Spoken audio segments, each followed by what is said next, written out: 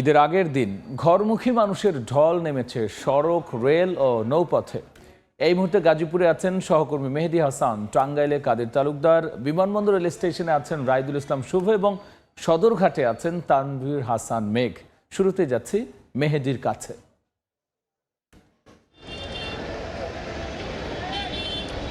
একে সড়কের ভোগান্তি, তার উপর মাথার উপর কিন্তু প্রচণ্ড সূর্যের তাপ, সব মিলিয়ে কিন্তু ভয়াবহ ভোগান্তিতে পড়েছেন ঘরমুখো মানুষ। এই মুহূর্তে আসলে যানবাহন সংকটের কথা আমরা গতকাল থেকে বলছিলাম, সেই যানবাহনের সংকট এখনও রয়েছে। সাধারণ মানুষ যারা সড়কে ছিলেন তারা আসলে একটু ছায়ার আশ্রয় নেওয়ার জন্য কিন্তু দূর দূরান্তে আমরা দেখেছি ভেতরে বিভিন্ন দোকানপাটে ঢুকে বসে আছেন। তবে যখনই কোনো গাড়ি দেখছেন দৌড়ে আসছেন একটু আসলে একটি সিটের আশায়, গাড়িতে চড়ার আশায়, কিন্তু সেই সৌভাগ্যটুকু হচ্ছে না। আমরা দেখতে পাচ্ছি বিপুল সংখ্যক মানুষ কিন্তু এই মুহূর্তে আসলে বিভিন্ন জায়গায় জায়গায় যেখানে একটু ছায়া রয়েছে সেখানে জটলা হয়ে দাঁড়িয়ে আছে এবং তাদেরকে আসলে গাড়িতে ওঠানোর জন্য কিন্তু আইন শৃঙ্খলা বাহিনীও যথেষ্ট চেষ্টা করছেন।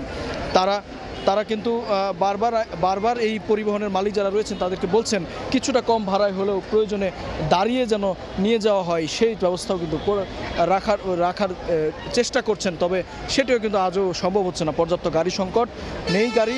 এবং আমরা দেখতে পাচ্ছি ঢাকা থেকে এবং মহাসড়ক ধরে যে গাড়িগুলো আসছে প্রতিটি গাড়ির আসলে ছাদেই আমরা বিশেষ করে ট্রাকগুলোর ছাদে আমরা দেখতে পাচ্ছি বিপুল সংখ্যক আসলে যাত্রী নিয়ে আসলে এই পথ ধরে চলাচল করছে। এবং যে জটলার কথা আমরা বলছিলাম সেটি সকালে কিছুটা সকাল 6টার দিকে আমরা দেখেছি যে প্রায় 20 কিলোমিটার যানজট কিন্তু দেখা দিয়েছিল এই চন্দ্রা অংশে। তবে সেটি কিছুটা কমলেও এই মুহূর্তে কিন্তু আবারও সেই জটলা অর্থাৎ যানবাহনের ধীরগতি এবং যানবাহনের এক ধরনের যানজটের আবারও সৃষ্টি হচ্ছে। এবং আইন শৃঙ্খলা বাহিনীর পক্ষ থেকে কিছুক্ষণ পরপর আমরা দেখতে পাচ্ছি যে বিপরীত লেন যেটি রয়েছে সেই বিপরীত লেন আটকে কিন্তু এই গাড়িগুলো বের হওয়ার সুযোগ করে দেওয়া হচ্ছে।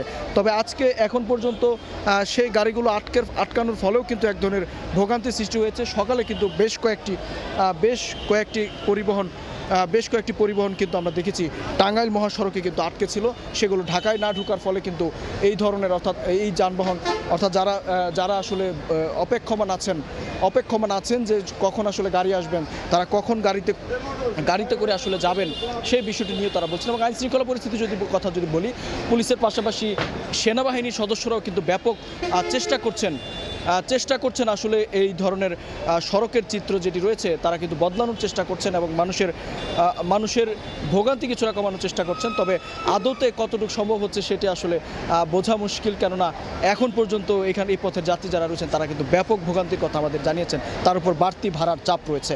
তো এই ছিল গাজীপুরের ঈদযাত্রার সবশেষ তথ্য। আমরা আরও খবরাখবর জানবো। বিমানবন্দরে রয়েছেন রাইদুল শুভ।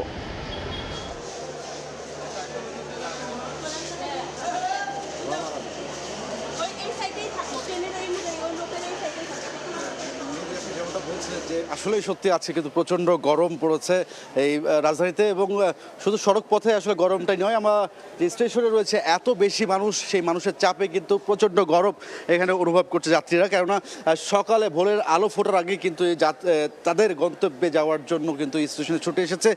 আর যেহেতু কয়েকটা ঘন্টার অপেক্ষা, কারো মা, কারো বাবা, কারো বা সন্তান অপেক্ষা করছে আসলে বাবা কখন শহর থেকে ফিরবে, মা তাদের ছেলে কখন ফিরবে তার মা অপেক্ষা করছে। এই সে অপেক্ষার প্রহরটির গুনতেই কিন্তু আসলে চেষ্টা আফরান করছে কেউ যে সরে। আমরা দেখতে পেয়েছি এর আগে যে ট্রেনগুলো ছেড়ে গিয়েছে কমলাপুর স্টেশন থেকে বিমানবন্দরেও অতিক্রম করেছে, সেই ট্রেনগুলো ছিল ভেতর থেকে শুরু করে যাত্রী পরিপূর্ণ ছাদেও, সেই ছাদটিতে জীবন ঝুঁকি নিয়ে কিন্তু অনেককে আমরা যেতে লক্ষ্য করেছে। এখন আমরা যে স্টেশনের চিত্রটি দেখছি মূলত সেই চিত্রটি আসলে অল্প কিছুক্ষণ আগে একটি ট্রেন ছেড়ে গিয়েছিল, সেই ট্রেনটি ছেড়ে যাওয়ার পরে এখন অপেক্ষায় রয়েছে যাত্রীরা পরবর্তী ট্রেনটিতে আসার।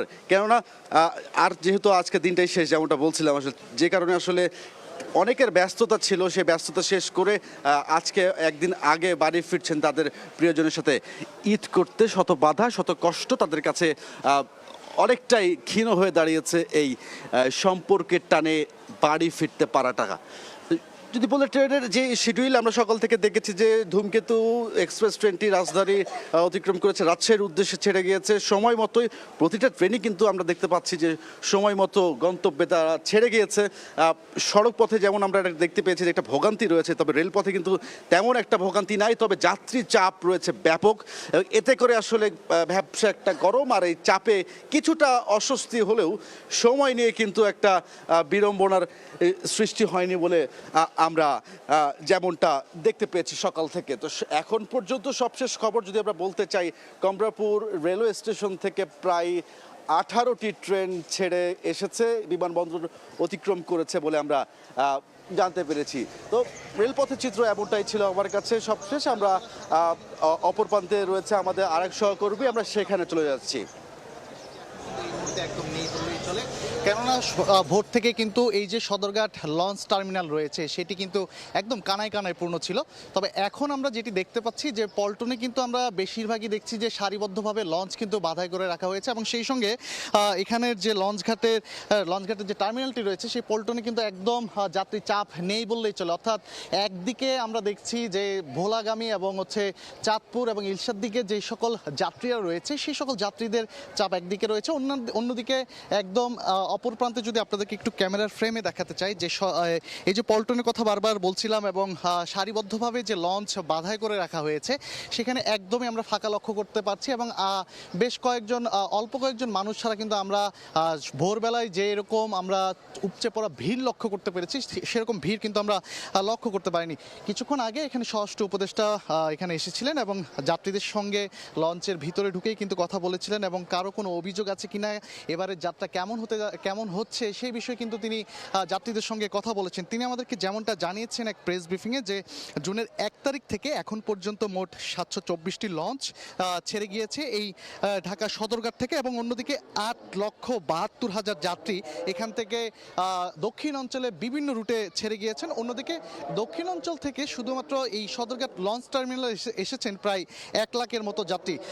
তবে এখানে এবারের যে সদরঘাটের লঞ্চ টার্মিনালের দক্ষিণাঞ্চলের মানুষের যে ঈদ যাত্রা, সেই ঈদ যাত্রা অনেকটা স্বস্তির থাকলেও যাত্রীদের একটি বরাবরের মতোই যে অভিযোগ, সেই অভিযোগটি হচ্ছে নির্দিষ্ট সময়ে তাদের যে লঞ্চ ছাড়ার কথা ছিল সেটি কিন্তু নির্দিষ্ট সময়ে ছাড়ছে না, এবং সেই বিষয়ে কিন্তু স্বরাষ্ট্র উপদেষ্টাকে প্রশ্ন করা হয়েছিল। তিনি উত্তরে যেমনটা জানিয়েছেন যে শেষ মুহূর্তে ঈদযাত্রা লঞ্চ ছেড়ে যাওয়ার সময় নিয়ে যারা যাত্রীদের সাথে প্রতারণা করে কালক্ষেপণ করেছে তাদের বিরুদ্ধে ব্যবস্থা নিতে সংশ্লিষ্টদের কিন্তু নির্দেশও দিয়েছেন, এবং সেই সঙ্গে বলছেন যে তিনি যে 2-1টি লঞ্চ দেরিতে ছেড়ে যাওয়া যাতে এই ঈদযাত্রা দুর্ভোগে পরিণত না হয় সেভাবেই তিনি নির্দেশনা দিয়েছেন। এবং সেই সঙ্গে যেমনটা বারবার বলছিলাম যে ভোর থেকে এই যে চাঁদপুর এবং ভোলাগামী যে লঞ্চগুলোর যে চাপ ছিল সেটি বেলা বাড়ার সাথে সাথে কিন্তু আমরা দেখতে পাচ্ছি যে এই পুরো সদরঘাট লঞ্চ টার্মিনাল যে সকল পল্টন রয়েছে সেগুলো একদমই কিন্তু আমরা ফাঁকা লক্ষ্য করতে পারছি, এবং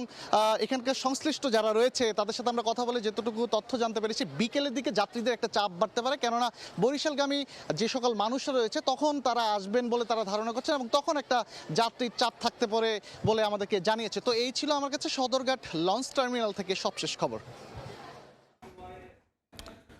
ঈদে ঘরমুখী মানুষের খবর নিয়ে আমরা সরাসরি ছিলাম সদরঘাটের, আগে ছিলাম টাঙ্গাইল এবং গাজীপুরে।